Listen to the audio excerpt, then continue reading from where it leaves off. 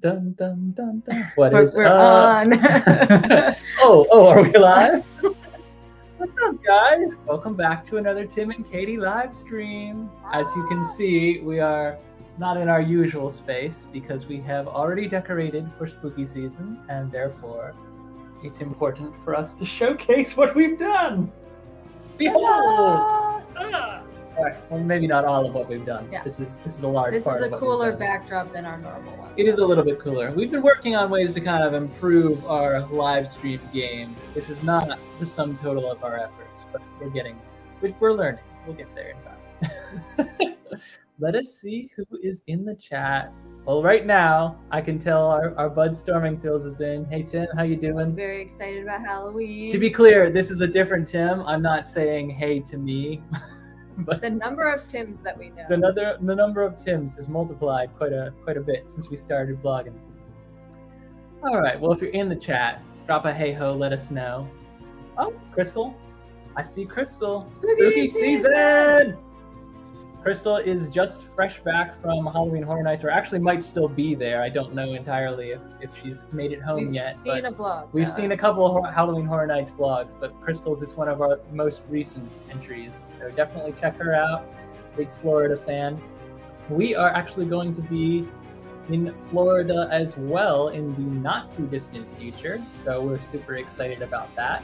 We're going to be talking about a lot of future plans here tonight because we are officially in spooky season, and we are going to be going nuts with spooky season this year, let me tell you what. But before we get there is some important news that we have to discuss. We would not be doing our job as theme park vloggers and or enthusiasts if we didn't talk about the crazy announcements that happened today. So good news, bad news. I will start with the bad news. I think everyone knows where we're headed with this. Before we do this, real quick, follow our socials, Real Tim and Katie on Instagram, Tim and Katie on Facebook, and timandkt.net is our website where we post blog posts. It's good for SEO. Sometimes we update it, sometimes we don't. Moving on. Bad news, guys. Let me just clear the background noise here. Boop. So, if you're not familiar with Cedar Point, I don't know how or why you found us. But Cedar Point is a major theme park. It's thought of as being the coaster capital of the Northeast, if not the coaster capital of the country. And Top Thrill Dragster has been for a long time the record holder for the second tallest roller coaster in the world. And unfortunately, it is now closing permanently. It's been closed since 2021. It's been plagued with a little bit of drama. Unfortunately, there's been some accidents every once in a while. Every roller coaster has accidents. It's unavoidable that sooner or later something is going to go awry. It's usually operator error and can be attributed as such. Unfortunately, Top Thrill Dragster has had a couple of mechanical issues, and that largely comes down to it being really old and really high maintenance and requiring a lot of time and attention. It's just become a money pit. So it's not entirely surprising to me that they are having to close it or formally announced that it is finally shutting down. Now, I will say they have said this is not going to be the final version of Top Thrill Dragster that we might see at the park. They clearly have plans for the property. They say Top Thrill Dragster, as you know it, is being retired. Cedar Point's legacy of ride innovation continues, and the team is hard at work creating a new and reimagined ride experience. So it's not like Top Thrill Dragster is not going to be honored somehow by the legacy ride that might pop up in its place. But such is the life of roller coasters. Eventually, something new has to replace them, or they wouldn't be fun. Wow. It's no fun to ride a super old roller coaster that's in dire need of maintenance, I'll tell you that. So, adios, Top Thrill Dragster. I think that's going to be the end of that. Yes, it is very sad. If you ever rode Top Thrill Dragster, let us know. We never got to ride it. Yeah, it's a bummer. We've had to actually cancel a couple different trips to Cedar Point over the years. So, and actually one in 2020, we literally were getting ready to go. It was going to be that following weekend, and then we canceled it because cases started going up, and we had no idea what we were dealing with. Little did we know cases were going to get far, far worse in later waves, and we probably would have been fine. Yeah, it would have been fine. But unfortunately, 2020 was a tumultuous year, and we didn't know what to expect. So Cedar Point is still on the bucket list. We will get there someday, but it looks like Top Thrill Dragster will not be there when we do. At least not in its current form. Yes. In its current many form. knew it. Now, we do have some good news to report as well, and some of you might know what that good news is. This has been a day full of announcements, and one in particular I think we kind of all knew was coming, but nice to hear officially. It's nice to have it officially confirmed. So to that end, I am actually going to go ahead and play you guys a video that was released today by our, well, no, not our home park, one of our favorite semi-local parks, as we keep referring to it. Busch Gardens, Williamsburg. Sit tight.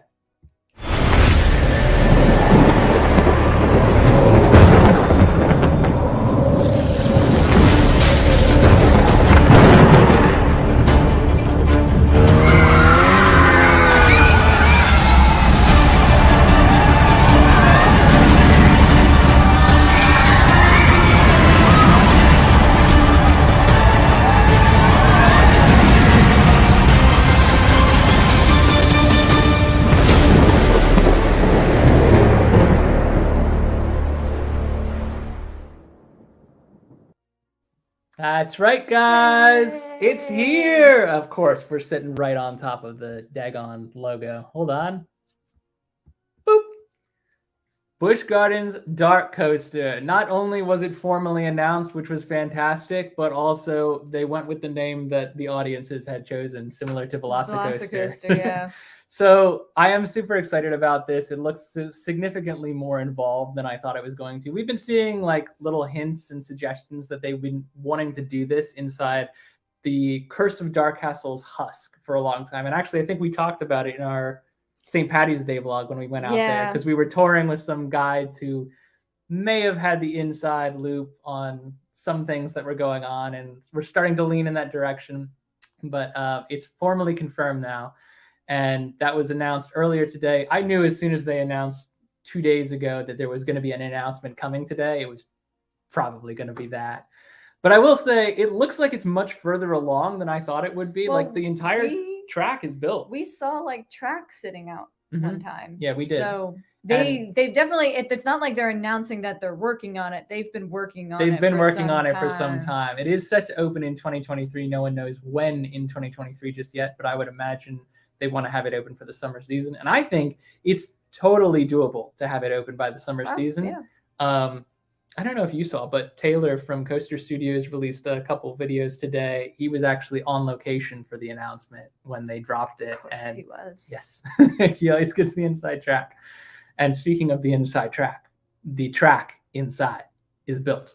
Like it's done. It's done. Sure. It's built. It is the construction on the actual coaster layout. What is they're complete. Doing now is theming and technological elements like that. That is what they are doing, because the entire rails are set up. Like the whole layout and circuit of the coaster is done, but now they have to build all the theming elements. And from the promo, which promo is very hit or miss. It's obviously all concept art. You can't tell what it's actually going to be.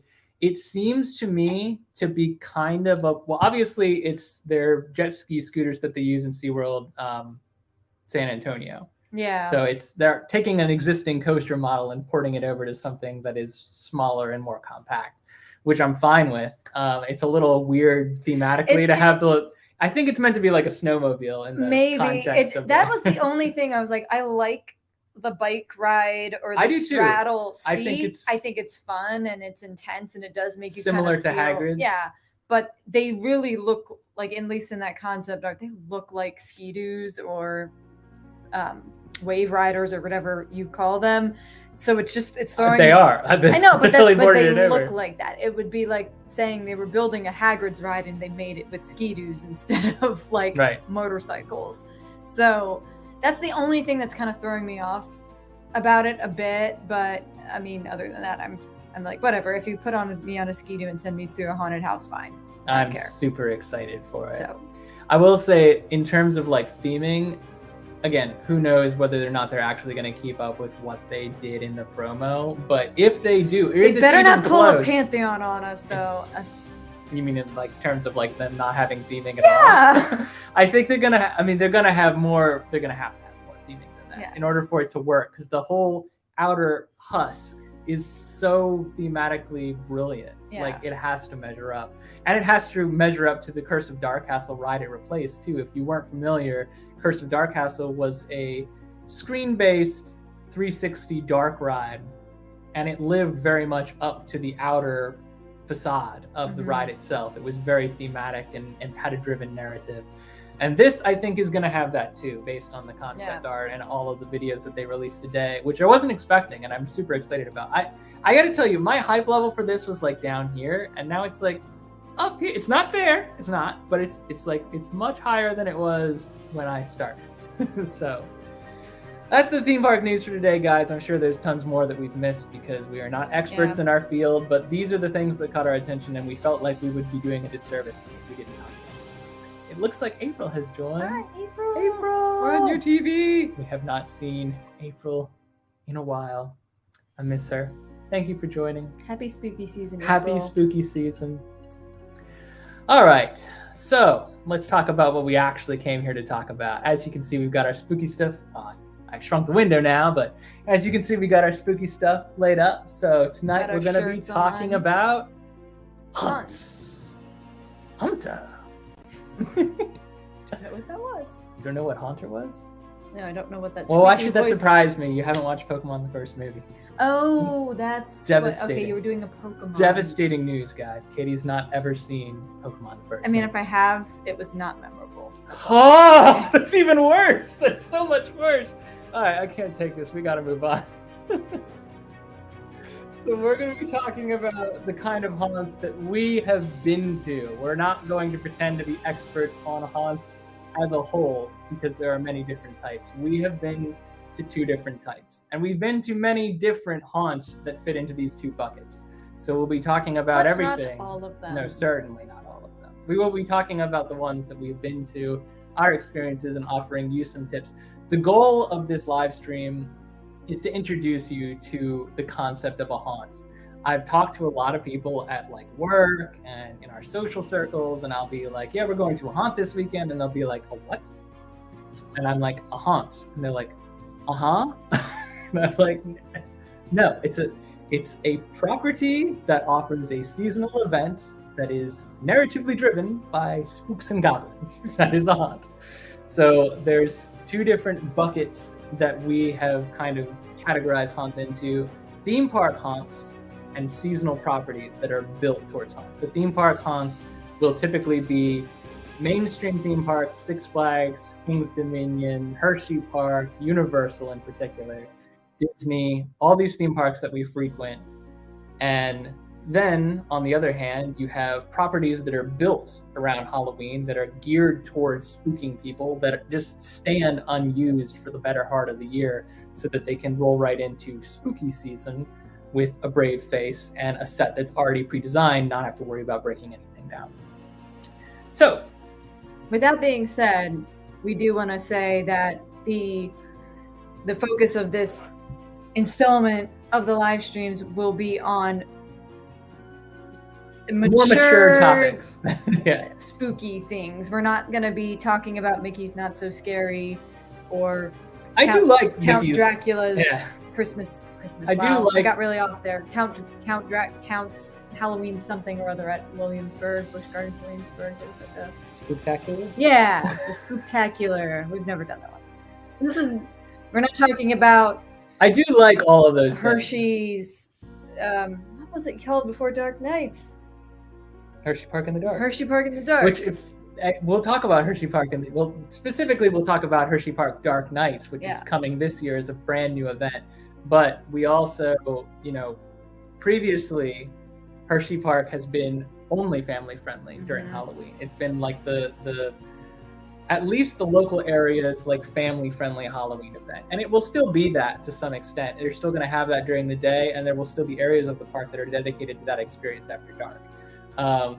When Hershey Park Dark Nights was originally announced, they didn't give very many details about it, so I put it on the calendar as Hershey Park in the Darker. Yeah.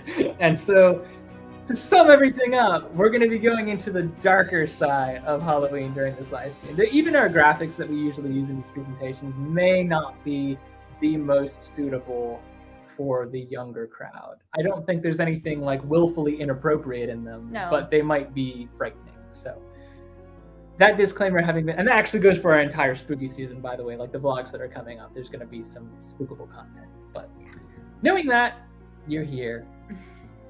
It is what it is. Looks like Kaylee is in. Hi, Thank you for joining, Kaylee. Enjoy your dinner. Enjoy your dinner. Don't worry about it. We are so happy you are here. And I agree with Storming Thrills. Things are gonna change. Storming Thrills, by the way, got a new profile icon. I think it looks great. I do. All right. Into the deep end. We're going to start with theme park haunts because these are the haunts that cover, I think, our wider audience. I think a lot of people that watch our channel have either been to a theme park haunt, considered going to a theme park haunt, or at least know what Halloween Horror Nights is. So we'll start there, and I'll lead in with a little bit of background on Halloween Horror Nights too. If you're not familiar, Halloween Horror Nights at Universal Studios Orlando and Hollywood, and overseas as well, Halloween Horror Nights is a thing. It sometimes takes place off-season, which is a little bit wacky, but different countries celebrate different times. So Halloween Horror Nights is the top tier like theme park event. Like it cannot be accurately compared to any other theme park haunt. It really can't. And that's because even Disney, that has the money to back up a similar experience, wants to retain its very family-friendly image and continue to be like Mickey's Not So Scary Halloween Party versus Mickey's Bloodbath with villainous houses of death, So Universal uses movie money from its production studio to back the production of really, really immensely integrated haunted houses and scare zones. Whereas most of these other haunts that we're going to be talking about, theme park and small business and seasonal events, they all feel like you're walking through a movie production. Halloween Horror Nights feels like you're in the movie.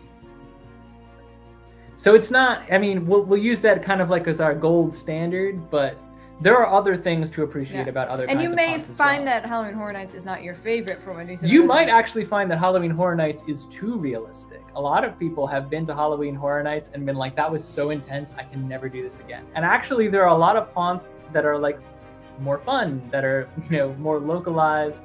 Typically the intensity of the experience is a little bit more intense at small local haunts because they really do go for quality over quantity at those haunts.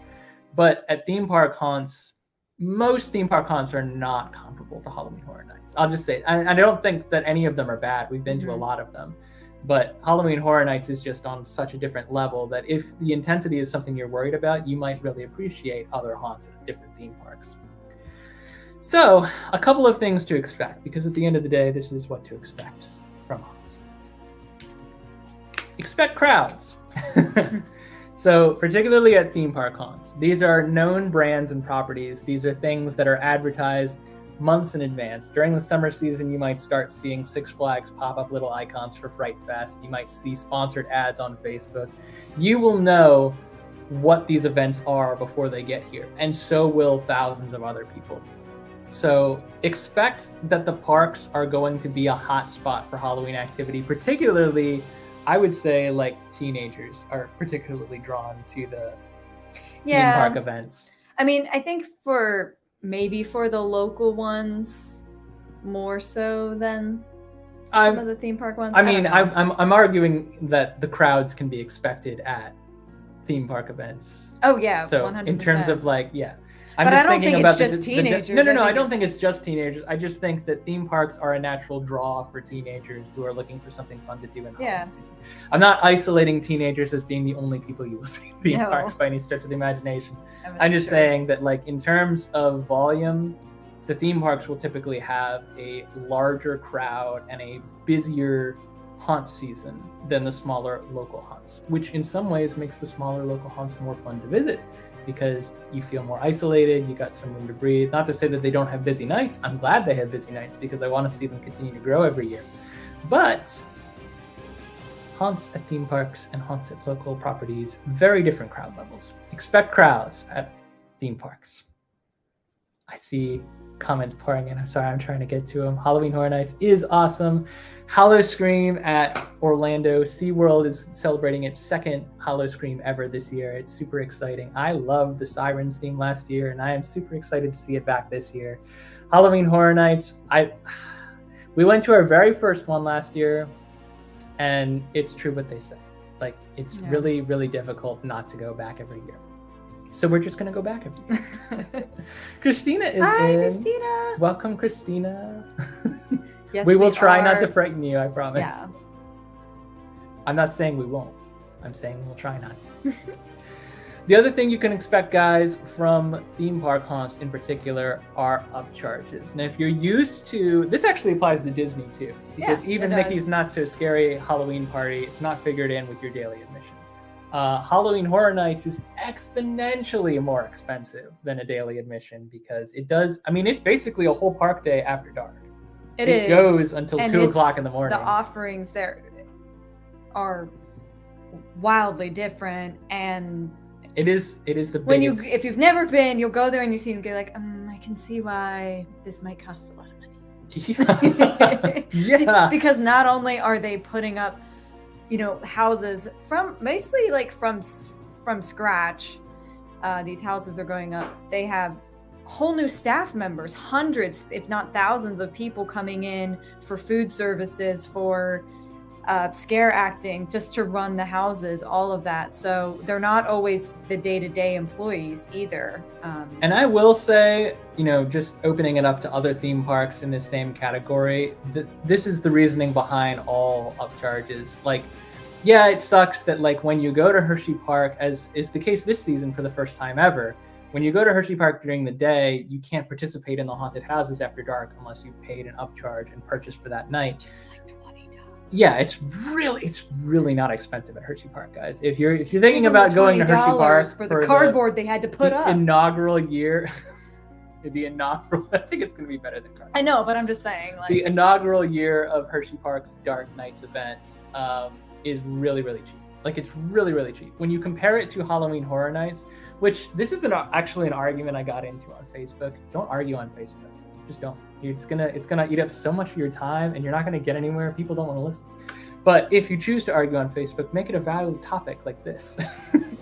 I went to bat for Hershey Park on Facebook. Someone was complaining about how you do, like, season pass holders, king-size pass holders even, which we are being asked to upgrade to pay for that additional event. And someone gets in there complaining, like, we pay for so much already, why can't we just have this event for free? And I jump in there and I'm like, exactly what Katie said. Like, listen, this is a brand new event. They've never done it before. They're really working hard on, like, bringing more scares and immersion to Hershey Park during this season. They're building houses. They're hiring staff. And then I was like, if you compare it to Halloween Horror Nights, which is literally the price of, like, a whole extra day at Universal, versus the $20 upcharge for Hershey Park. And you can still walk around the scare zones for free. You can. You don't have to do the haunted houses. If you don't want to go in the houses, then don't pay the $20. That's neither here nor there. The point is, like, it is a little bit more expensive to go, and there is logic behind that decision. And someone came back at me and is like, you can't compare that to Halloween Horror Nights. it's on a whole different level. I'm like, it didn't start on a whole different level. All theme park haunts have to go through these phases. Halloween Horror Nights they have to build out each year. A haunted tram. We're 31 years into Halloween Horror Nights. No wonder they know what they're doing. Yeah. They had lots of practice. Hershey Park is doing this for the very first time. So, long and short of it, if you want to do these events, there's a good chance that you're going to have to pay more to do it. In addition to your daily ticket, you're going to have to pay a little bit more. In addition to your day ticket, if you're just there, you might have to pay a little more. Oh, this is good. Yeah, Storming Thrills is going to be get Dark Knights part training. Of the inaugural year staff. So awesome. And that's not to say, like, I know I said like they hire new staff. Of course, like other staff can train on for those things, and I think Hershey Park is doing that as well. I mean, if you're like me and you're on the staff at Hershey Park and you're hearing Dark Knights, you're like, yeah, how can I transition over from what I'm doing to that? Yeah. but like the scare actors and stuff may not be. Wow, I just freaked myself out thinking that there was something moving across the screen. We watched The Nun like 30 minutes ago. Like right before we got on, we finished watching The Nun. I was like, that skull is moving. It's not. No, don't start. Chainsaws are big. Expect chainsaws. That's not on our list, but yeah. Been to one that didn't have chainsaws. Sorry. They love chainsaws. Expect chainsaws finance the entire industry. Just expect them. So, long and short of it, expect upcharges. Don't be surprised if they want, $20 to $50 to at Halloween Horror Nights, even $200 more for you to experience this event. Yep. Try it at least once. Doesn't have to be at Halloween Horror Nights. You can start with a low-grade theme park haunt and see what you think of it, but well worth it in my opinion. Expect scare zones. Now, this should be what do they call them at Busch Gardens? Territories. So, what are scare? Do you want to take what are scare zones for someone who's never heard of haunts before? Okay. So we use the term scare zone kind of like we say Kleenex because that's what Halloween Horror Nights kind of branded as a area of the park that is dedicated usually to a certain theme, and it's a pass through. Like for the most part, you're probably gonna have to walk through this area to get to the next house you want to go to, or to the bathrooms you're trying to get to, or wherever. You don't have to. But you're probably going to. So the scare zones, they're like I said, they're usually themed to whatever it is. We've walked through some that were bayou themed. There's that was a scary woods before in Halloween Horrors. There was ice themed, and they may or may not correspond to the houses too. And there's fun when they do. Props, scare actors popping out. You may hear and see chainsaws. You may see people on like I call them stilt walkers. I think that's what they're technically called. Sometimes they're on stilts walking through. Tall people. The tall man. And there may even be like mini show scenes and stuff depending on where you're walking through.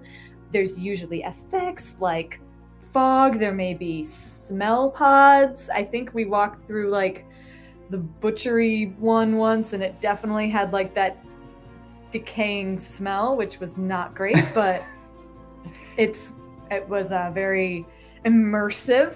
I think it can probably be summarized as scare zones being haunted houses that you can run away from. Yeah, I mean you can. They have the same vibe, they have the same narrative spin, but they don't. I'd say they're more like a haunted. They're more like a short trail because they're usually open air. You're not like stuck inside a house. Yeah, that's fine. So it's along the same line. They're called scare zones or territories or fright zones or whatever, depending on which park you're at. But they all are the same thing. Now, as part of their inaugural event this year, Hershey Park is doing scare zones, and the scare zones are actually figured into the day's admission. Here's why. There's really no way to separate the scare zones, which are open air, as Katie said. They're part of like the walkthroughs at the park, from day guests who are just trying to get in and out of the park after a certain cutoff. The only way that Hershey would be able to seal them off is if they did what a lot of parks do and like close the park to day guests at 7 p.m. or something, and then have the event start for ticketed guests only. But because I think this is their first year doing it, I think they're trying to kind of blend it in a little bit more and not. They're giving families an option. And they're giving families the option. Doing the family-friendly. Yeah, to still go to like the treat trails and stuff like that. And they can. And I think they're going to be placed in Hershey where you don't necessarily have to walk through. That's what I was going to ask, because I know Storming Thrills is because Valley of Fear is a scare zone, so I know he's talking about. I believe they still want the kids to be able to get to the treat trail, which is like kind of center of the park, without having to traverse the scare zones. So Storming Thrills, since you are in the chat, if you're sticking around for a minute, feel free to let us know. Yeah, drop us. If they are going to have workarounds for the scare zones for families who maybe don't want to engage in the more intense experience. I believe they are. That's what I've heard. And I think they still might. He's also working at the Descent Haunted House. Yes. So well, we will be there. Yeah. So scare zones you can expect at any theme park. You can expect the seasonal event grounds for smaller haunts to be just one big scare zone. Like the haunt actors are going to roam freely at those events. But at events, they will be often clustered. And that's so that you have a lot more ground to traverse usually. You don't have to stop and engage with a scare actor every 10 feet. But you can if you want. It's kind of like a little bit more up to you, and it's more flexible. I will say, like, majority of like those, if you've watched any reels or whatever from Halloween Horror Nights, because it just started this past weekend, those costume characters, those effects are likely from their scare zones. Yeah. Add on to what you were saying, there will be a little time overlap. Eventually just switch to Dark Nights. Okay. Yeah. That makes sense that they're just trying to kind of ease it in instead of kick people out because it's going to get scary. Yeah. Christina asks if we're going back to Florida this season. We are. Are we going back to Florida this season? I hope so. Are we not supposed to tell them that? I sure hope so, because I don't want to be at work that week I took off. She also likes the idea of scare zones versus haunted houses. Yeah, if you go to a theme park event over like a standard fare, like seasonal haunt ground, you will find that there's a lot you can do without ever stepping foot in one of the haunted houses. Yeah. Like, I think it was either Mitch and Devin or Sam and Jay, or the theme park foodies, who had just been to Halloween Horror Nights, and I think it was Sam and Jay, because I remember Sam saying, Sam doesn't like doing haunted houses, but she made the point of saying, like, there's seasonal treats, which we'll talk about. There's fun little areas. There's shows and there's games and there's, side activities and attractions that you can appreciate as a scaredy cat long as without going into the houses. The cost of the ticket is worth you not doing the houses. You don't have to. I would do the houses if I were going, but yeah. But you don't have to. If you don't, because they will try to like spook you and stuff in the houses, but not to say they won't in the scare zones too, but it is more open. You maybe not feel as claustrophobic or as much of a target, so to speak, in the houses. But. And if you were wondering what scare zones look like, it's are the stilt walkers. Very atmospheric. It is, that's a good word for it. It's atmospheric. Effects, characters. It kind of just sets the tone for what you're going to experience elsewhere. Yeah. So it's a good warm up to walk through a couple of scare zones. And depending on the scare zone, we've walked through scare zones before and been like, is this like party rave theme? Because like I'm not scared. I'm just like just grooving. I'm just like, ooh, this music. Yeah. Yeah, these are still walkers at Halloween Horror Nights, so obviously their costumes are on par with the rest of the event. But most scare zones I have found have really great theming. The ones that got me and Kaylee the most and the scare zones was at howl-o-scream and SeaWorld. The people with like these like metal gloves, knee pads that would like fling themselves onto the ground, and then they have gloves metal shavings on their hand. Yeah. Like, they would spark up and make like a really rattly noise, and they definitely got us. If you've not seen our vlog from SeaWorld's Howl-o-Scream event last year, which was their first year doing it, and most people, just speaking realistically, have not seen our vlog from that event because the views on that video are very low. It's fine. Like we don't make videos exclusively for the views, but that video has a really good showcase of everything that goes on at SeaWorld's Howl-o-Scream event. We also did Busch Gardens. We've done Halloween Horror Nights. there's a lot of coverage in our channel from 2021 that will carry over into the 2022 season. So well worth checking that stuff out if you're a fan of us. Storm and Thrills makes it. Yeah, I don't think it's in the slideshow. It's not, but it was going to be in this section that we talked about it. So yeah, thank you for reminding us.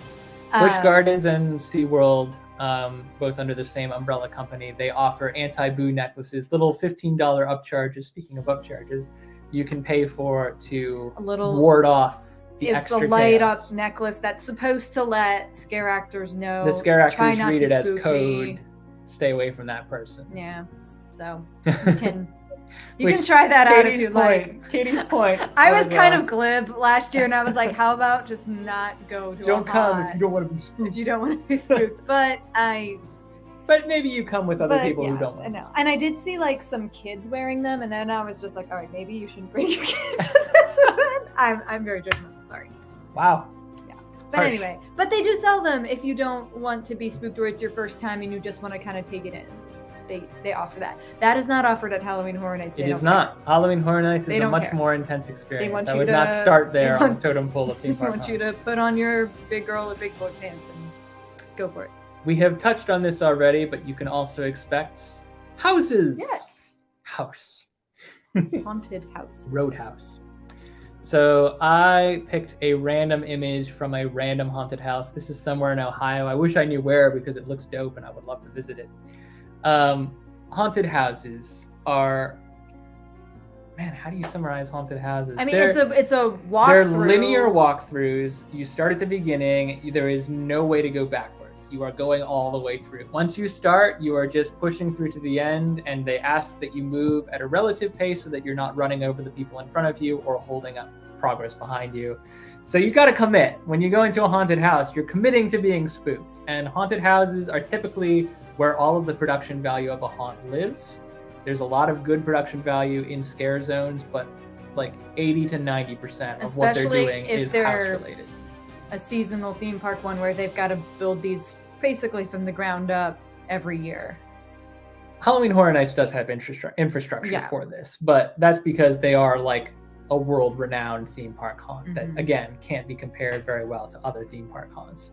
But yeah, most of these places are building houses seasonally. They are constructing these from scratch, and they are developing narratives and themes. Most haunted houses will have a story behind them, and they will tell you the story if you ask. It's often displayed somewhere or in the app or on the website or anything like that. But as you're going through, you will encounter story elements that guide you through the linear path, and you will keep being driven further and further. And so you'll hear, like, 3 rooms in advance, people screaming, "The witch! The witch! The witch! The witch has cursed me! I'm a toad! Ah!" And then in the final room, you'll encounter the witch, and she'll scare the living daylights out of you. That I may be speaking about a specific house, or I might not be. The Witch of the Woods, maybe? No, I'm not talking about the Witch of the Woods. The Witch of the Woods was all right. Okay. That's Busch Gardens Williamsburg. Yeah. It was all right. It wasn't my top. No, it wasn't.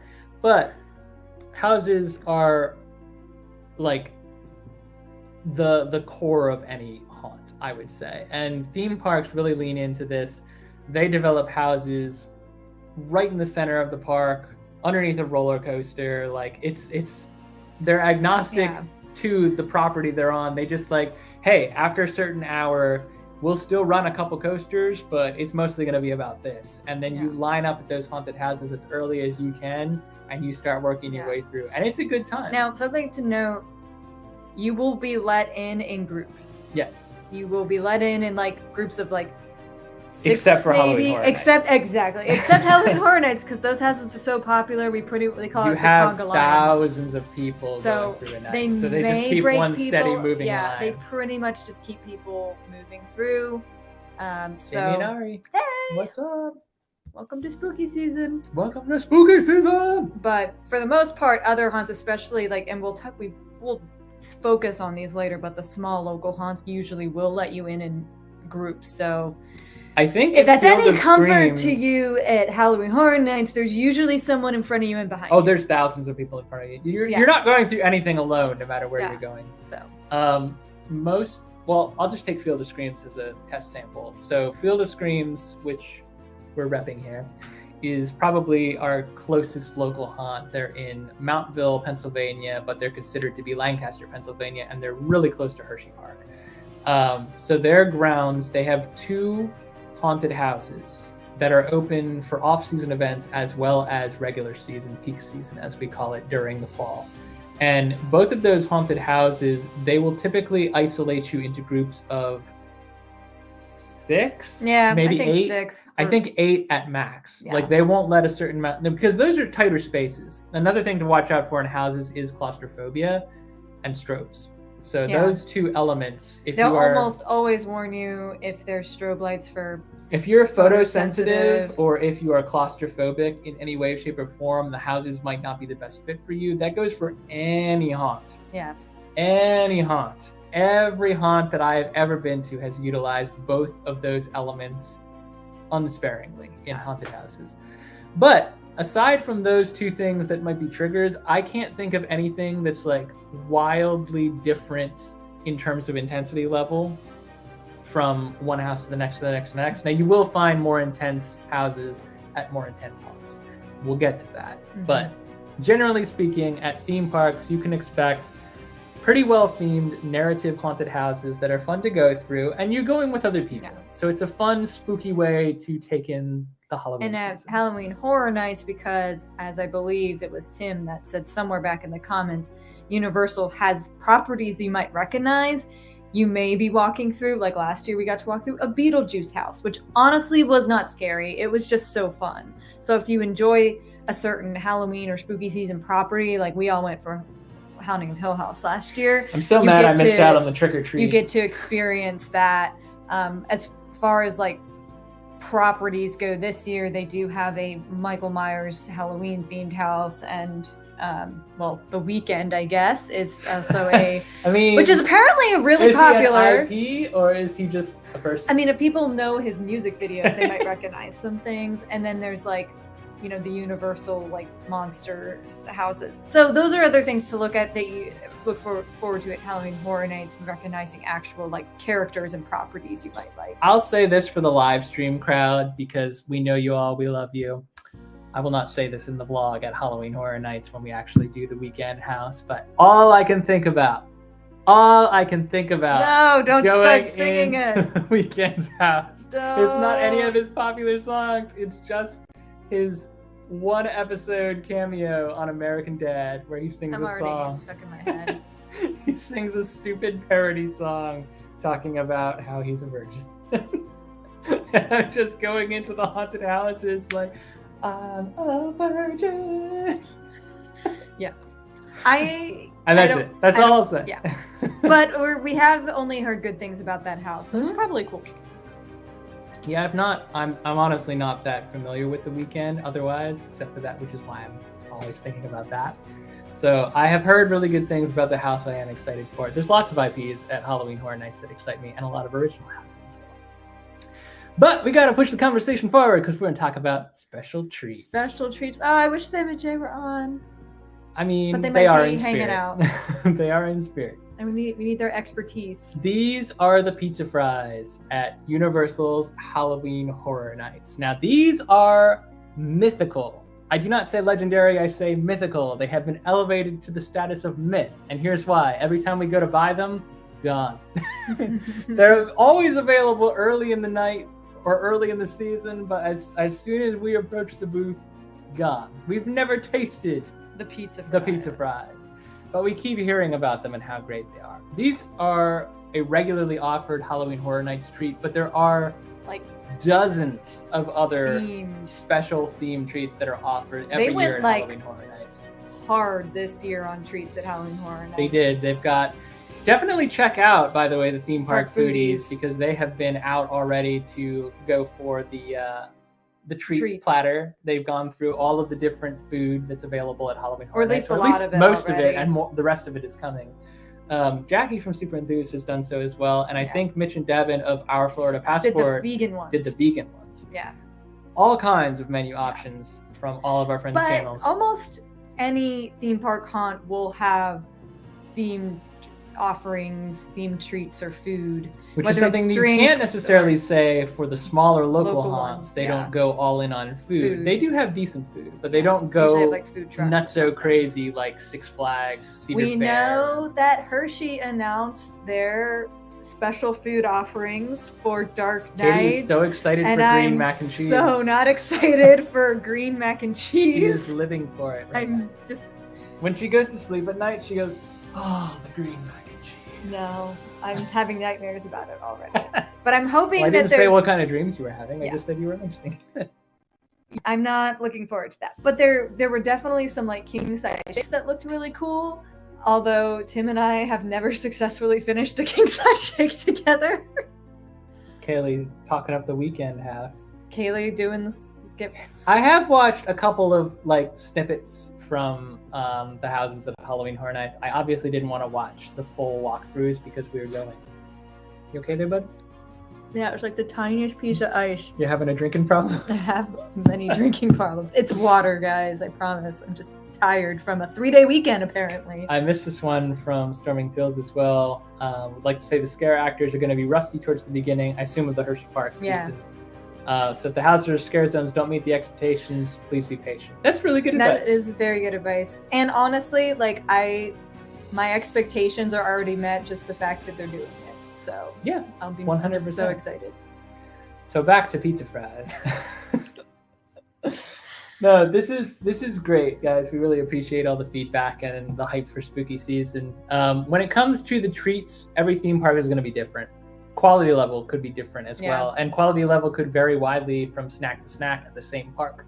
Yep. Expect there to be seasonal offerings and exciting treats. And expect there to be lines for those. That was exactly what I was just going to say, is that there is no fast pass available for food lines, day or night. So expect to be... Might be good to do your research. I was just going to say... which ones you must try. Know what you're getting and get in line before you get hungry, and you'll be golden. Yeah. So, on to... What else to expect? Shows!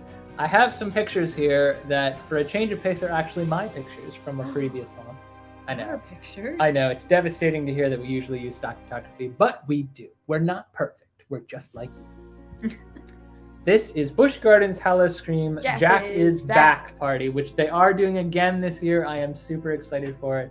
This is more of a rave than a... This was definitely, like, it starts out kind of spooky, but then it becomes like a full-out dance party, and it was a lot of fun.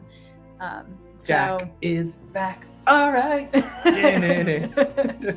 I don't remember if that one is That one is not in there. It just gets in my head every time. Oh, you gotta fight for your right to party. Yeah, that was in there. Anyway, Jack is a icon of Busch Gardens, Williamsburg. He lives in Killarney. Which is the Ireland territory. Yep. If you're unfamiliar with Busch Gardens, Williamsburg, it's like Epcot. It's divvied up into different countries of the world. So Ireland is a central party area for the Jack the Pumpkin Lord character. He's also... who predates the Pumpkin Lord at Halloween Horror Nights. He does. And he's also the icon on our thumbnail for this live. So he is. If you want a good look at him as well, you can look there. He is back this year for anyone who wants to visit Busch Gardens Williamsburg. We will be visiting. It is one of our favorite theme park haunts. It will be a bit later in the season, but we are going. So expect shows. That particular show in that particular park is free, and you can walk up on it. Most shows are included in the price of haunt admission for whatever you're going to. There are occasionally certain parameters for entering the live shows, such as you got to line up at this time to be like at Halloween Horror Nights. I know there's only 2 shows usually year over year, and they can't fit every thousand. One is in an arena. One is in the center lagoon, so you can just gather around. It's like a Disney fireworks show. Except, it's a fountain show. Except scary themed. But the arena show, they only have so much seating. So you got to line up early. They have cutoffs. And the same goes for Busch Gardens indoor show that I can't remember the name of. Oh, Kaylee, what was it called? SeaWorld. It's not Busch Gardens. You know what I'm thinking of. Yeah, the Jack the Ripper show. Yeah. Monster Stomp. Monster Stomp, that's I'm sorry to take that one away from Kaylee, but it hit me suddenly. No, well, the Monster Stomp is in Williamsburg and SeaWorld. You're right. We missed it. We missed it at went too Williamsburg. early. Yeah. And in Williamsburg. Excellent show, you guys. Yeah. Monster Stomp is fantastic. Most of the haunted shows at haunts and theme parks are pretty good. Yeah. If the houses are lacking, you can rest assured that the shows will at least be worth the ticket price. I will say that for any theme park haunt. Any theme park haunt. We also really enjoyed the Sirens show at howl-o-scream, It is Orlando. not for children. That was not for children. That was like... Not for children. No. That was... But it is good. Very scary, but very good. It's a... I mean, to summarize bluntly, it's a burlesque show. Yeah. And I think the... Monster Stomp was burlesque-y. Slasher's Alley. Yeah. It was... Not for children. But it was still really good. And they have all kind, I mean, I think even, and like the show at like Halloween Horror Nights, they have like aerialists and acrobats and stuff like that in their show. So it's pretty impressive. Jamie and I say they will not be going to Halloween Horror Nights, so they watched some videos of the houses and got some spoilers. Looks like a fun time. I mean, I would watch the videos of the houses if we weren't going. I watched the highlights. I watched Jackie's highlights. Oh, I didn't watch that. Just little snippets. I didn't watch that.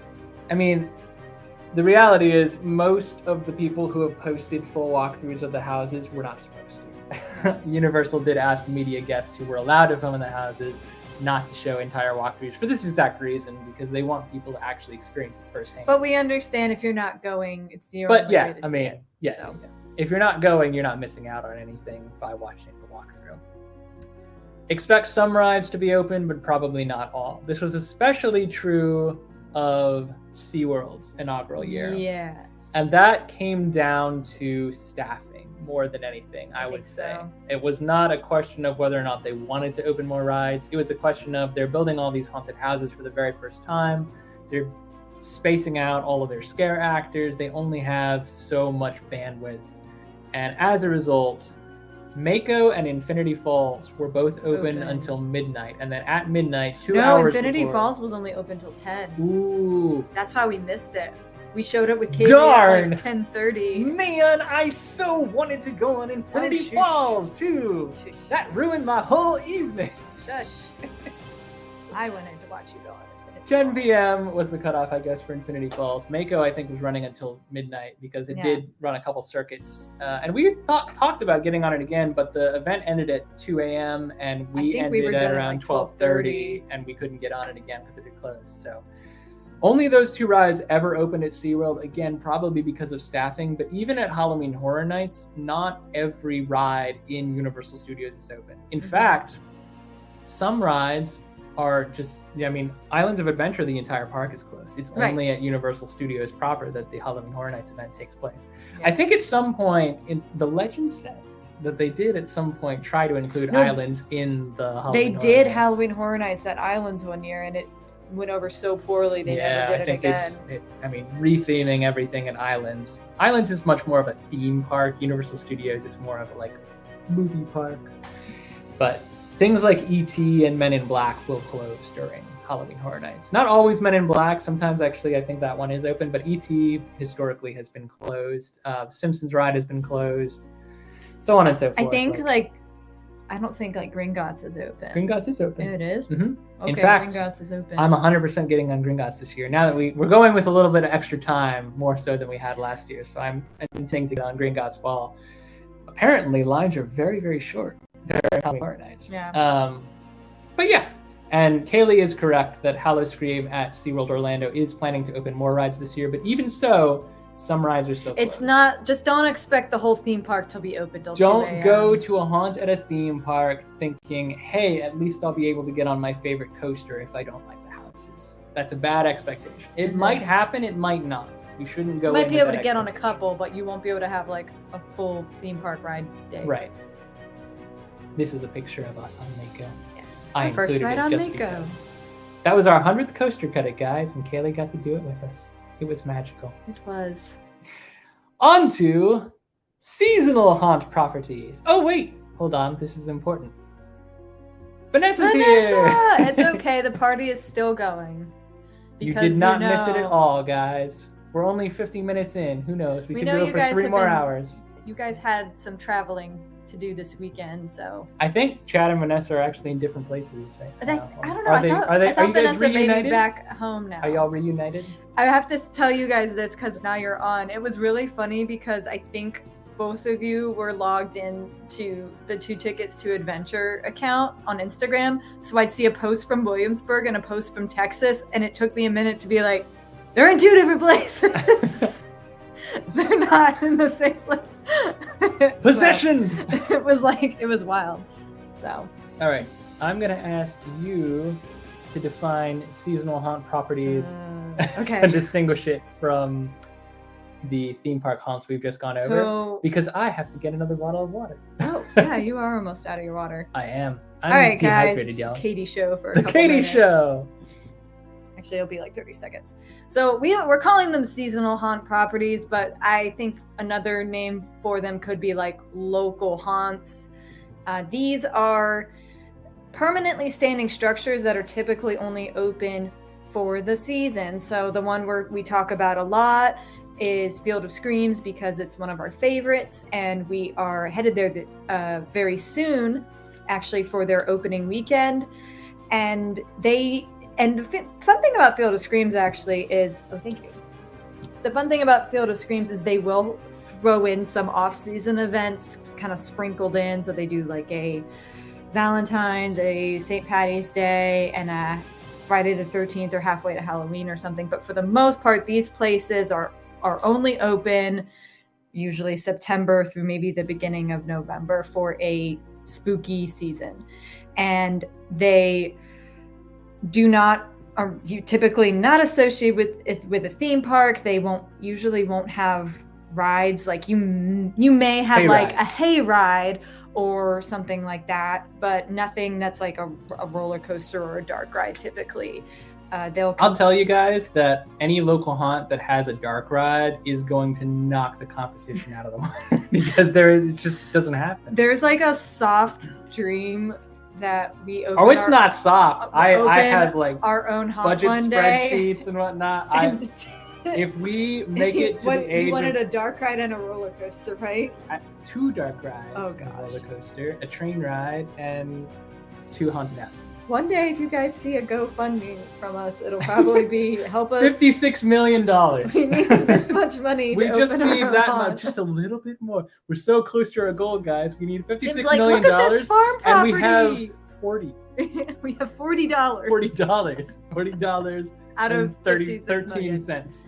Anyway, so these are examples of some local haunts, or what were we calling it? Seasonal haunt properties are Field of Screams. We like Markov's Haunted Forest. Jason's Woods is another one. We've not done Jason's Woods, but it's been on the list. And actually, before I lose this thread, Legends of the Fog we did once in 2020, and the reason we did it was because we did a search on drive-through haunts, and it was the only one.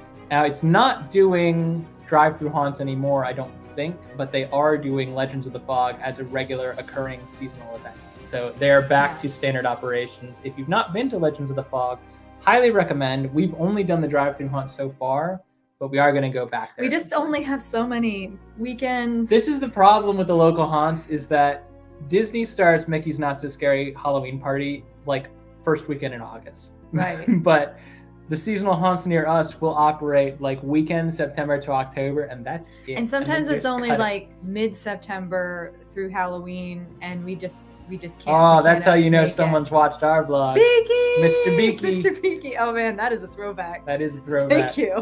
That was like our first spooky vlog, I think. I love Mr. Beaky. Because of Venetian I was going to mask. say, it's not though. I was going to say it was a Venetian mask, but it's actually just a skull crow head that's like on stilts. Yeah. Anyways. And we call anyone with like a long beak Mr. Beaky. We have a crowdfund base. It's going to happen. Yep. All right, let's talk about seasonal haunt properties. What to expect. Here's a graphic image for y'all. Katie I wasn't happy about being eaten. So, I actually think I touched on this before. At these local haunts, expect quality over quantity. Now, bearing in mind that they do not have the budget to back up a Halloween Horror Nights themed experience, some of these events will come pretty close. I have seen with my own 2 eyes at one of the cheaper events in Maryland. Actually takes place in Olney. It's the Field of Screams Maryland event, not to be confused with the Field of Screams Lancaster event. 2 different properties sharing the same name, completely different fonts, completely different events. At that event in Olney, where I expected very low production quality, we got a dragon. Like an animatronic dragon. A full-scale giant animatronic dragon. We were on a haunted trail, right? I think this probably is still embedded in the trail somewhere, but I can't guarantee where because we haven't been back in a couple of years. But someone who was trying to spook Katie came around the corner, banged on a door.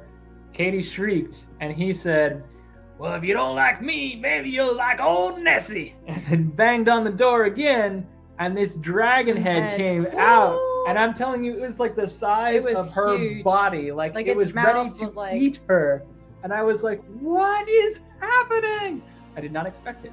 Now, I don't know what to... I genuinely go into haunts with no expectations whatsoever, and they're always exceeded somehow. Yeah. So Markov's is another really good one. We've had amazing results at Markov's. We've seen... I think last year they had a UFO, which you crossed through and got encountered by like an actual like full-scale UFO flying saucer. Then they had a Viking ship. You had to walk onto the water, and they had same thing, like a giant animatronic prop. I can't remember what it was. It was like a demon monster. It wasn't a dragon. But I mean, we would love to go to Markov sometime and share some highlights of the trail with y'all. As it is now, you can't film on the trails, but we're hoping that at some point in the future we can negotiate something. We are being hosted by a few haunts this year, which is really, really cool for the first time ever. Anyways, small haunts will typically put all of their budget into those trail experiences or haunted houses because they'll only have 1 or 2. Yep. And those will be the huge draws of the event. Is you can't believe your eyes how much has gone into this tiny little backwoods property that you might never have visited except that your friend Dave said you had to, because it's a once-in-a-lifetime event, and everyone blames Dave for dragging them out to the middle of nowhere. But you go on the trail and you're like, Dave, what?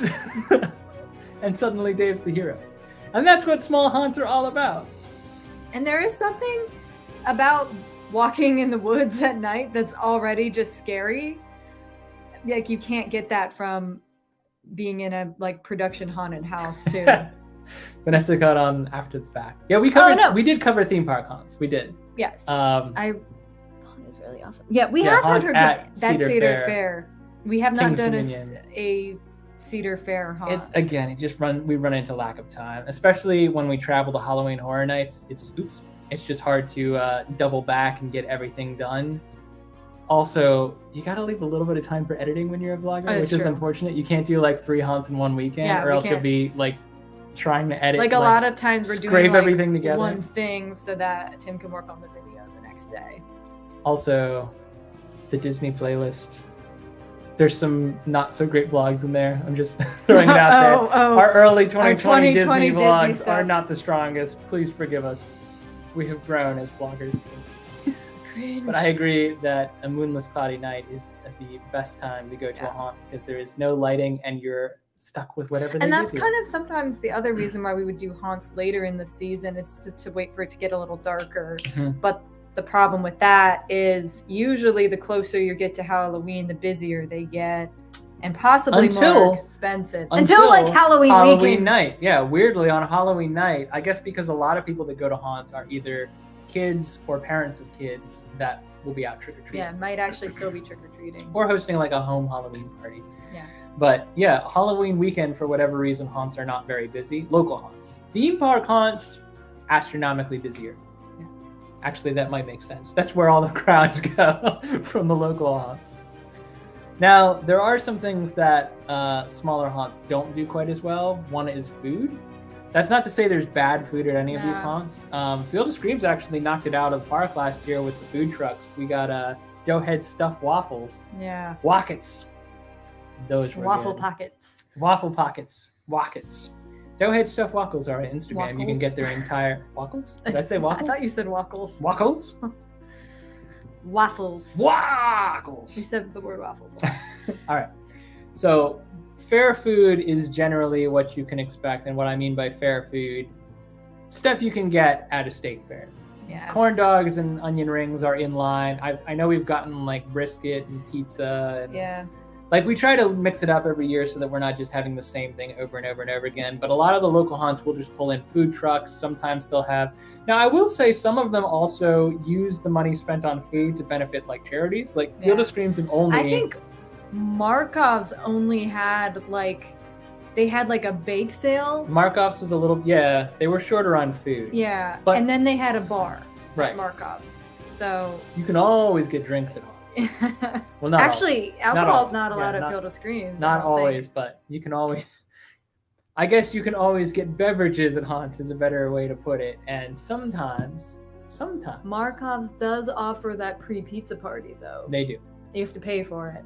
But they have like you can come early and have pizza. It comes down to doing some homework in advance because not all small haunts are going to be the same. Most of them will offer some kind of food. Yeah. Markov's, I think last year did dial back what they were offering in terms of food, but we were also visiting towards the end of the season on a not so busy night. It was Sunday night. Yeah. So some of the booths were closed. The previous time we visited in 2019, which granted was pre-COVID, we did have like I would say 3 or 4 different food options. There were food some more booths food that options. were cotton candy and popcorn and all that. But all that to say, like, if that doesn't sound like your thing, make sure you just eat before you go. I'm not going to say you can't get caramel apple funnel cake. I'm just saying I haven't seen it yet. At insert haunt here. Oh.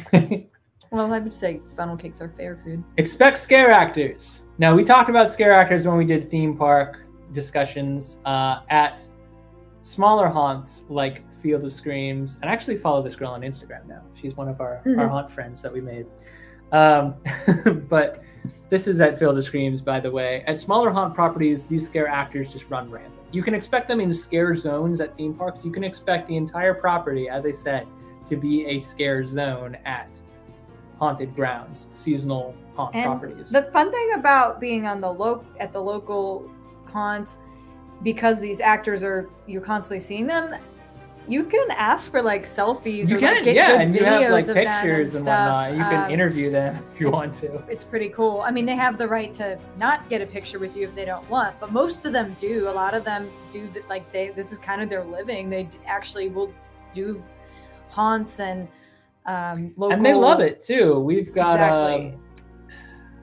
I don't want to call him Mr. Piggy, but I know he gave. I know he said Mr. Piggy was my father. Mr. Piggy is my father. I'll have to go back and look at that comment. The butcher. The pig-faced butcher at Field of Screams. And Bonjo the clown at Field of met. Screams.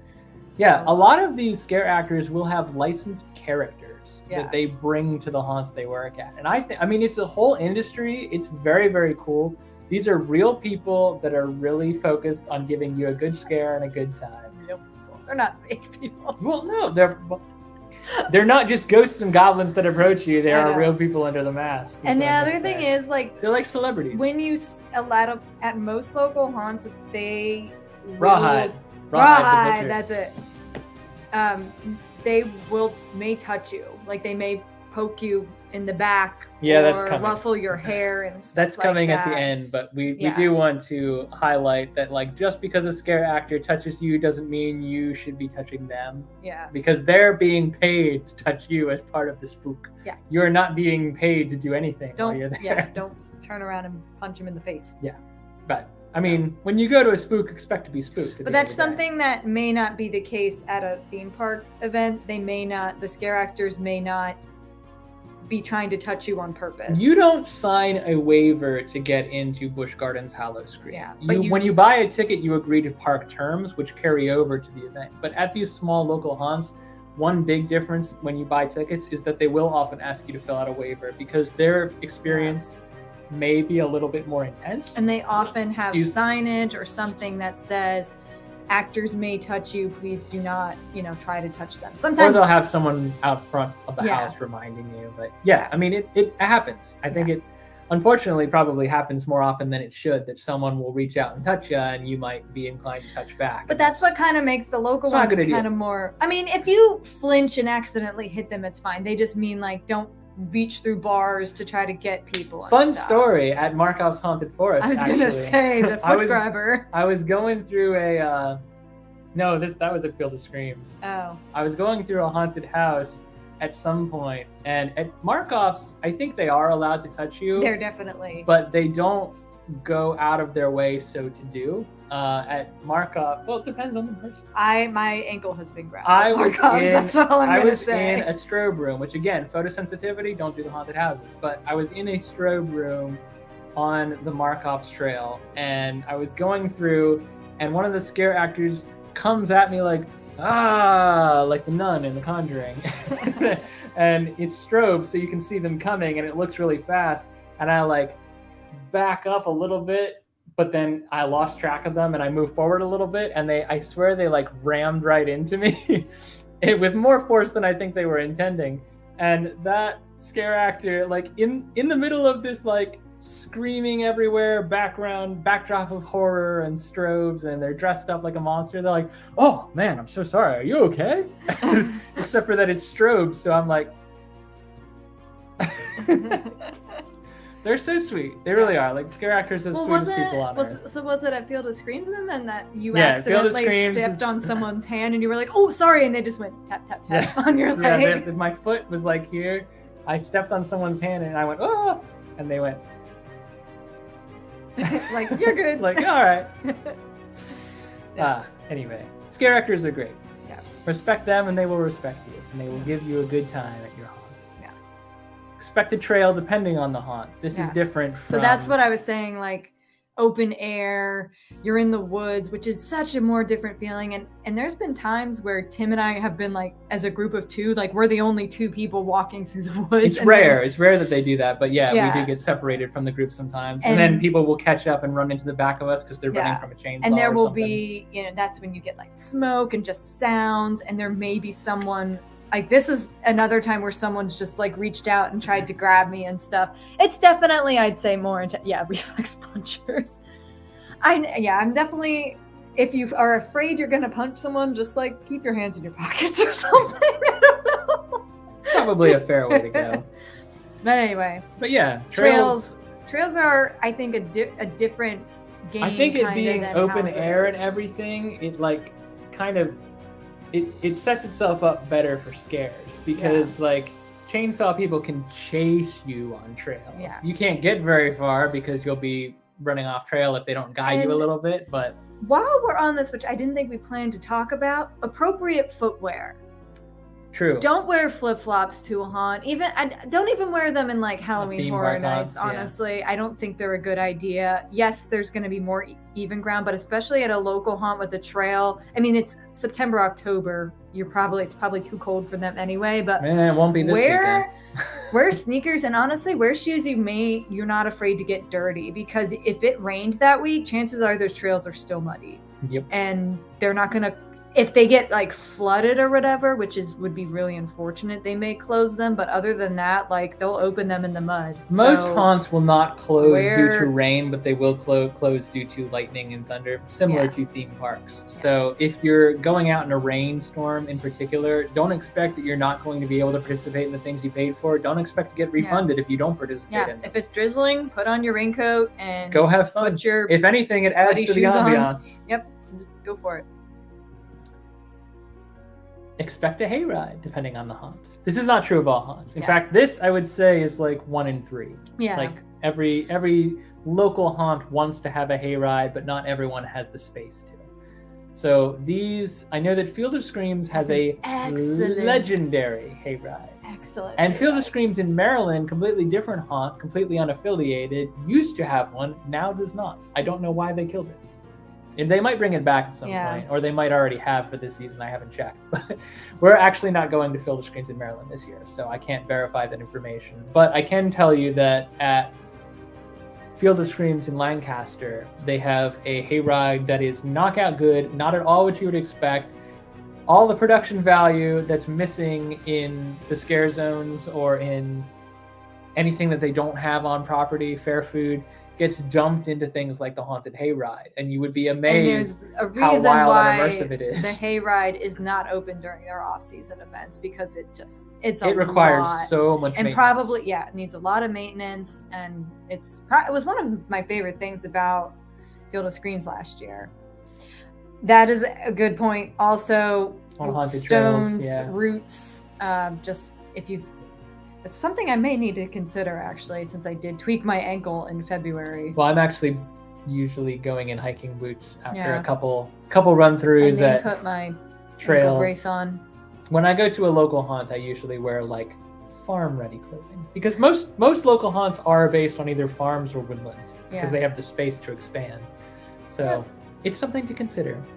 But talking of hayrides are usually exactly what they sound like. That doesn't necessarily mean that you know everything that's going to come as a result of that hayride. Yeah. Sometimes they have interactive actors that will jump on and like interact with you up close in your face. Field of Screams. Don't feel like you're safe just because you're on a moving vehicle. Yeah, Field of Screams will take you into like these barns, and then the doors will close, and you are stuck inside with this room for like 5 minutes until whatever terrorizes you is done, which was quite intense, I will say. I think that was probably more intense than any Halloween Horror Nights house I walked through. I think in my first Field of Screams because it's like 360 vlog, scare around when we did our Field of Screams vlog from the 2021 season, which actually, we did it opening weekend and it wound up getting a lot of traction. So we got a lot of comments on my comment mid-video, which was, when the lights go off in the Haunted Hayride, cover your butt. And I didn't clarify anything past that. I will tell you all on the live stream, it's because they come up with chainsaws and poke you through the slats on the wagon. Yep. So you're just sitting in the dark minding your own business, and then someone will yell, "Yeehaw!" and then and you have me and 7 other people like me on the wagon going, "What the?" Yep. The other thing is, I will say, if you're easy fodder, they will not give up. That goes for all haunts, like theme parks. If you're screaming and freaking out, that's like candy. It's like a big candy bowl for them. Unless you're wearing a no boo necklace. That's not at Field of Screams. That's not at Field of Screams. No, local haunts do not offer you such protection. Yeah. They're like, you signed up for this. If you run, they will chase you. Blanket statement. Prove me wrong. They call it Field of Screams for a reason, guys. Expect a more intense experience. This is not always 100% true of everything that a small local event offers, but again, they do lean into production quality on the 2 houses or the 3 houses that they might have over trying to spread themselves thin over 7 different houses and offering some variety on what you can experience.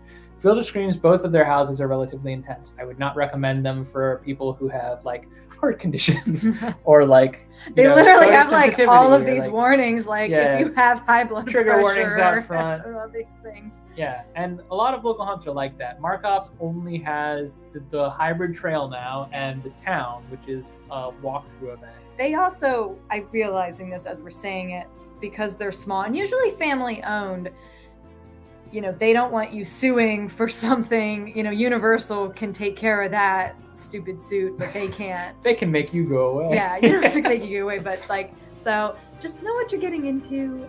Watch some vlogs.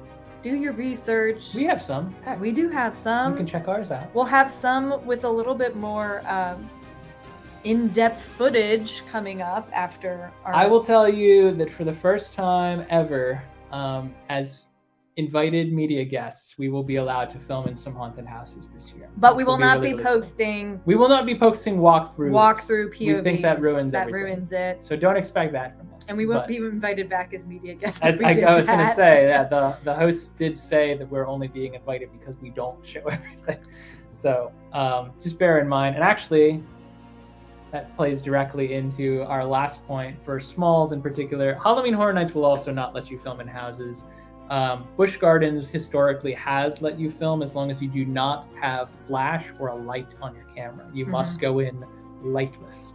But at small haunts in particular, their livelihood depends on footage not leaking of the entire experience. They really want you to come to the property, see what it's about, recommend it to your friends, and be like, oh, I can't wait to go back next year. Yeah. And if you post the whole thing on YouTube, that upends their livelihood. Which is why, like, what we have done in the past, like our howl-o-scream vlogs are a good example of that, is usually a lot of reactionary footage. So we're pointing the camera on us or whatnot. It's not, we will show some things, but it's mostly like, what is our reactions and how are we feeling while walking through this place, which I think says a lot more than, oh yeah, there's a guy that comes out right here. So. Is this a response to filming Storming Thrills or to small houses, whatever I was saying before this?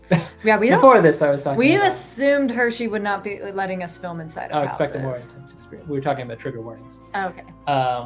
Yeah. Oh, okay. He says filming. It is not. It is advised not to film. Yeah. Sorry, we're putting together your two sentences. Not to film. I would advise you not to kill a man today. No. Yeah, we're not expecting to be able to film in Hershey Park's houses. If we're allowed to, we'll be surprised and delighted, and we'll bring you what we can. But we're also going later in the season, so we might not be the first ones to be posting anything from that event. But we will be later in the season, in that they'll have time to work out some of the kinks too. Yeah. So.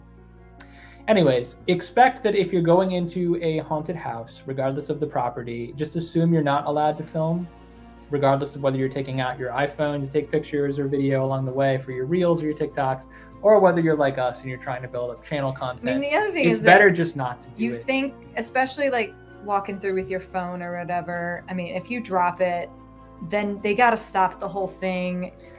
And which is why you're not allowed to do it at Halloween Horror Nights, is because they don't want you to hold up the line with thousands of people. It's not because they think that you're going to ruin the haunt or that people won't come. That's opposite logic behind the smaller haunts. Plus, they can become like an on-purpose or accidental projectile. So there's just a lot of reasons not to have a loose phone. If Kaylee had not had the GoPro strapped to her wrist at howl-o-scream, I'm sure it would have flung away. I mean, we filmed. I had the other GoPro, I think. So like, the you'll be wearing the GoPro in the howl-o-scream in the field of it stays on my hand, and the other camera that Tim has a strap that he wraps around his wrist so that it doesn't fall or drop. So, I'm also just a little bit more versed. And it's not to say I don't jump. I do. I jump like a little ninny and go 3 feet into the air. But, you know, I know what to expect around certain corners. I know what cues look like in production sets. So I can see some of these things coming, which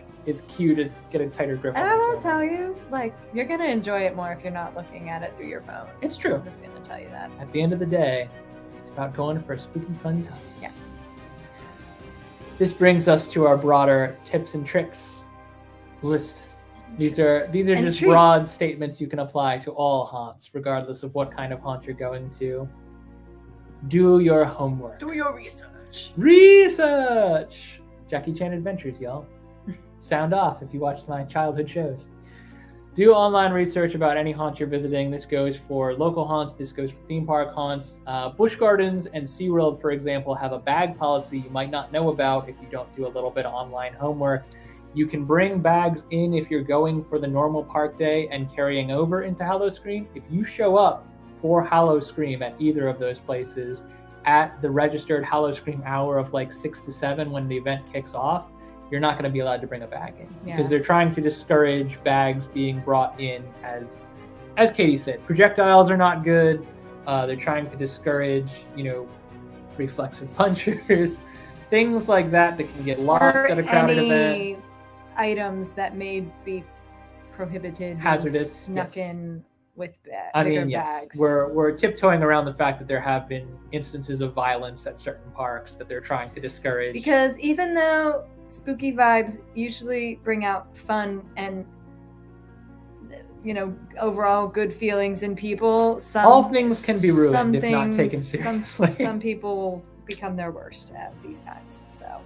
So there are things that are good to look up in advance, not because we think you're going to be in any kind of danger, simply because we think you might not be prepared for certain rules or regulations. Because we showed up to howl-o-scream Orlando last year with a bag and had to take it back to the car. And it was a big pain in the butt. It was fine. We had a fun time. Thankfully, I was wearing pants that had pockets. And if you're watching this live stream, you're at least doing some preliminary research because you might not know about haunted trails and the fact that you should probably wear like closed-toed shoes and all that stuff.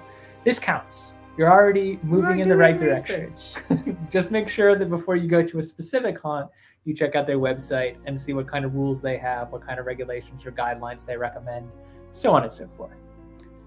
Go early or late in the season, not right in the middle of it. Yeah.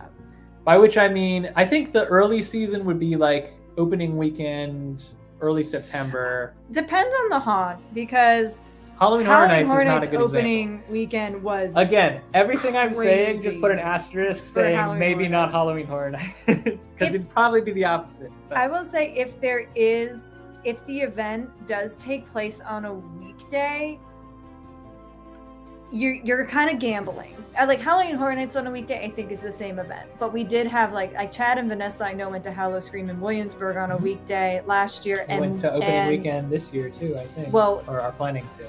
Well, they went on a weekday, and the Nevermore house wasn't open, so they missed a whole house going there on a weekday. So it's kind of luckily we get Nevermore chapter 2. Maybe adding also to like do your research, make sure like everything's going to be open. But if you can go on a weekday and it's open and it's going to be the full event, that might serve you better than going on a weekend. It's less costly and less crowded to go early or late in the season than it is to go like the back 2 weekends in October. Sometimes they have like that pricing where it's like the closer you get to Halloween, the more expensive it is.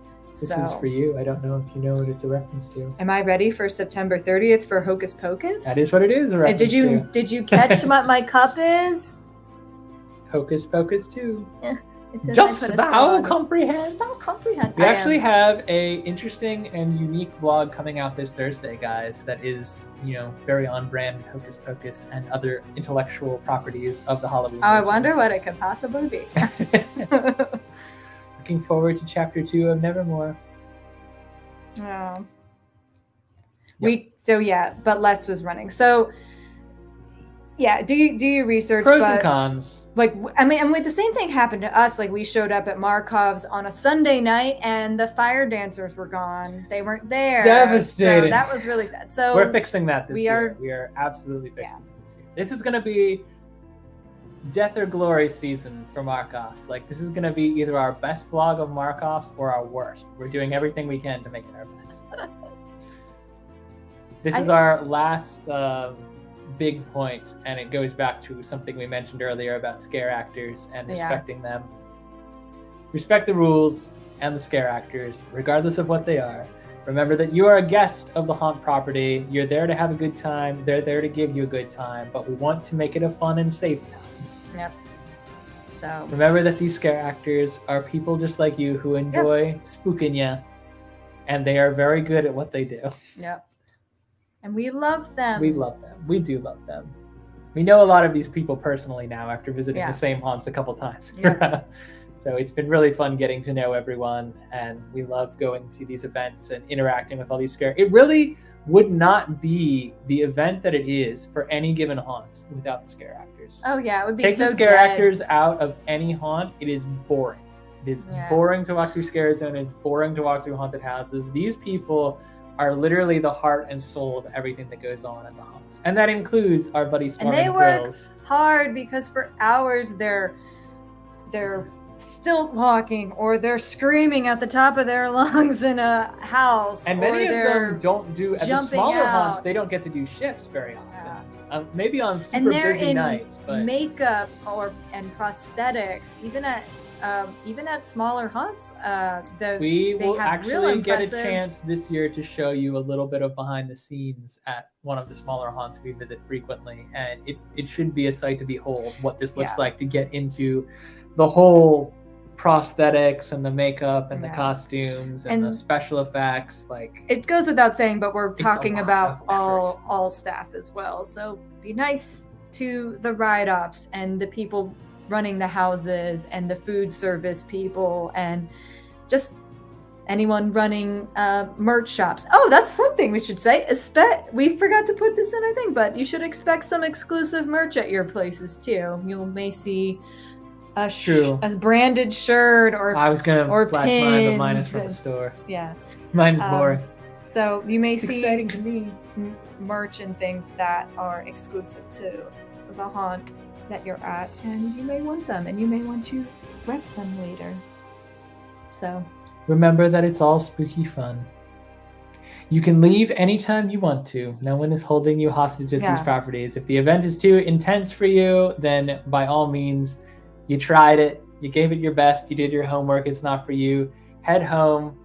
Have a fun weekend doing something else that's a little less Hocus spooky. Pocus or Put in something. Hocus Pocus 2 on Disney intense. Plus or whatever.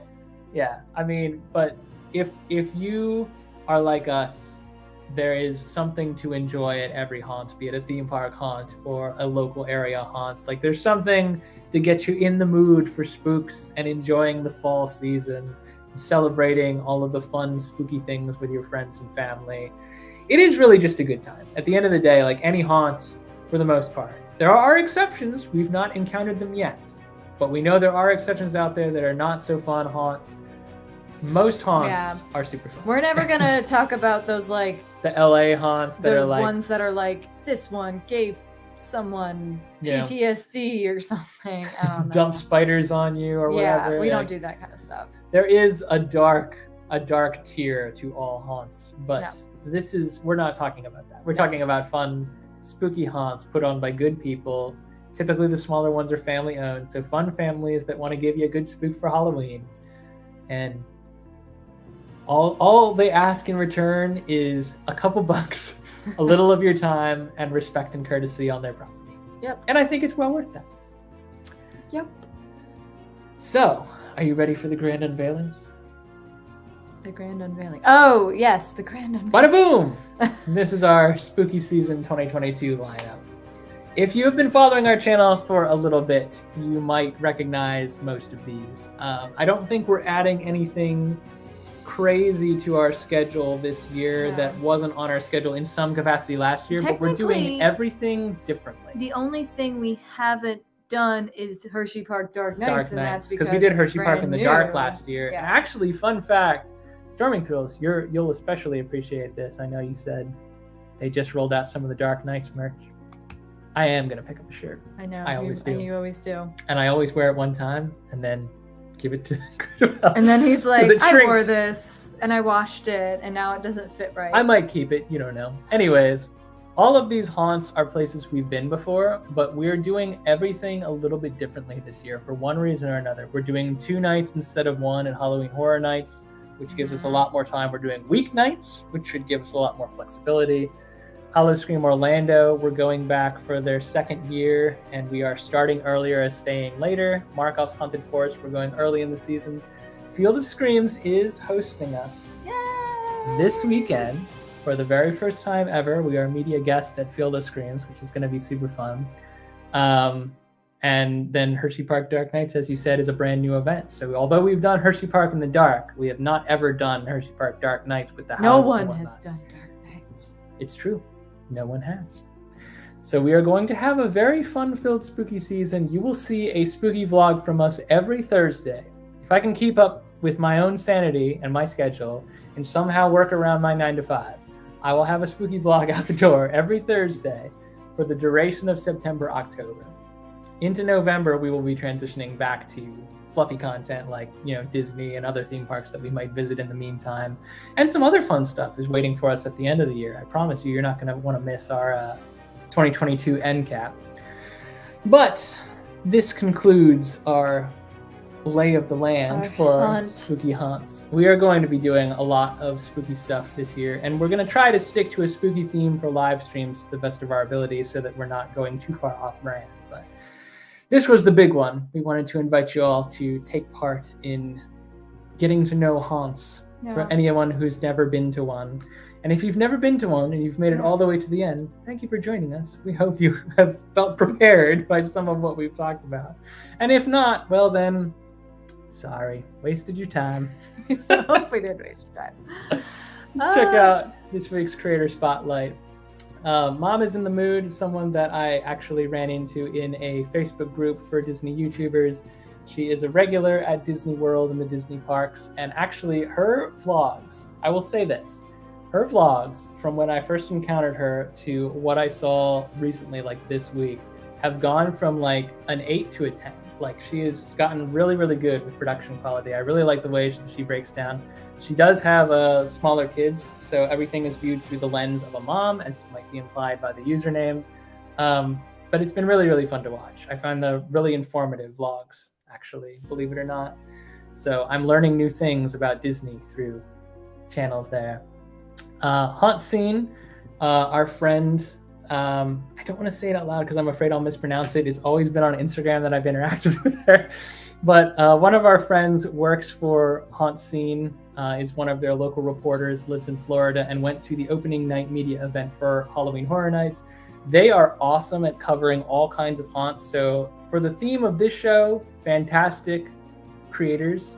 Check out their Facebook, YouTube, TikTok. They have a podcast, and they have Instagram and Twitter, basically all over the scene. Hence, they are everywhere. Scene. Very, very informative about haunts all over the country. And then the Tourist Trek, Brandon and Jen have a YouTube and Instagram. We've been following them on Instagram for a while. Started watching their YouTube videos sporadically very recently. And I wish I'd been watching more of them because they're actually pretty good. There's only so much time in the day, and I'm overwhelmed as it is, but highly, highly recommend checking them out. And with that, we are awaiting our next installment. Now, this one is going to be 2 weeks out, or 3 weeks out instead of 2 weeks out. Reason being is because we are going to Florida next week. So we will be down at Halloween Horror Nights and howl-o-scream Orlando very, very shortly. And we need a little bit of turnaround coming back because I will have a ton to edit and not much time to do it in. So we will skip the following Tuesday and then come back on the following Tuesday. 2 Tuesdays in a row. On the 27th of, and then we'll do the 1 week after, which I can't math right now, but whatever the Tuesday after the 27th is, we'll come back twice to do more. So that is our plan, guys. We want to thank you all for joining us this evening. We hope it has been informative. As always, I am Tim. I'm Katie. And every day is a new adventure. Thank you for joining us, guys. We'll see you next time. Bye. Bye.